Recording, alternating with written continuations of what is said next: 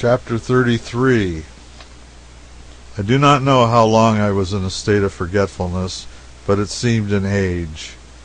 A vague consciousness grew upon me by degrees, and then came a gathering anguish of pain in my limbs and through all my body. I shuddered. The thought flitted through my brain, "This is death. This is the hereafter."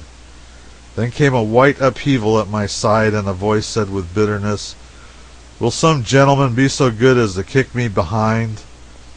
It was Baloo. At least it was his tousled snow image in a sitting posture with Baloo's voice. I rose up, and there in the gray dawn, not 15 steps from us, were the frame buildings of a stage station, and under a shed stood our still saddled and bridled horses. An arched snowdrift broke up now, and Ollendorf emerged from it, and the three of us sat and stared at the houses without speaking a word. We really had nothing to say. We were like the profane man who could not do the subject justice.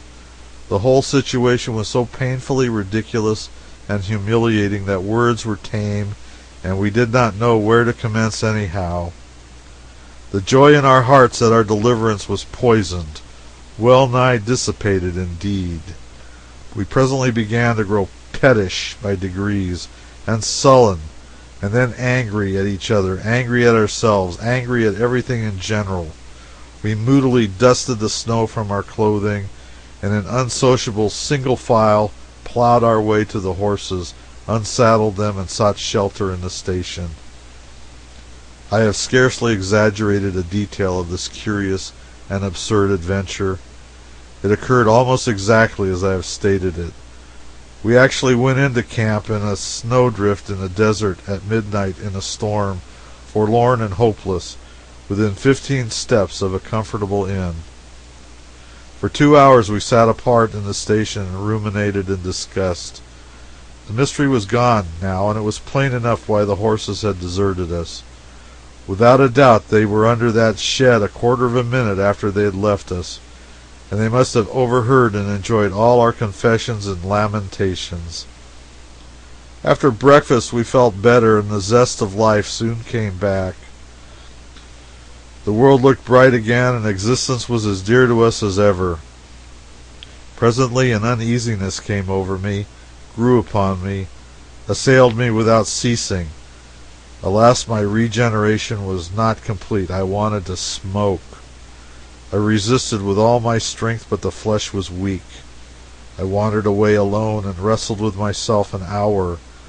I recalled my promises of reform, and preached to myself persuasively, upbraidingly, exhaustively, but it was all vain.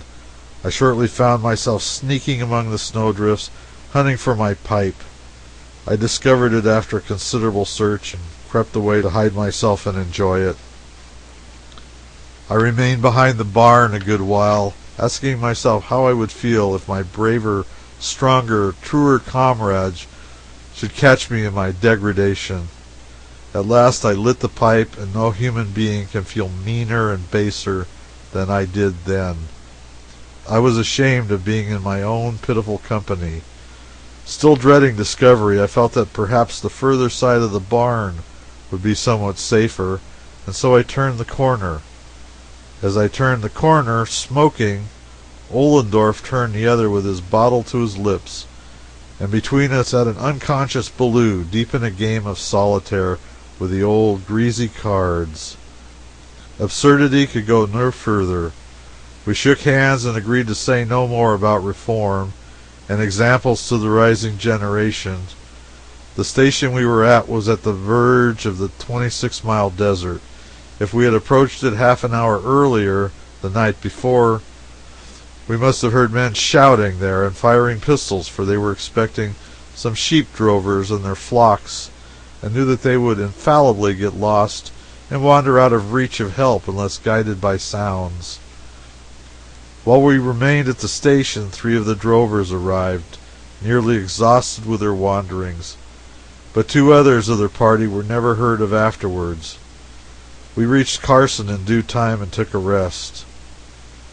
This rest, together with preparations for the journey to Esmeralda, kept us there a week, and the delay gave us the opportunity to be present at the trial of the great landslide case of Hyde versus Morgan, an episode which is famous in Nevada to this day. After a word or two of necessary explanation, I will set down the history of this singular affair just as it transpired.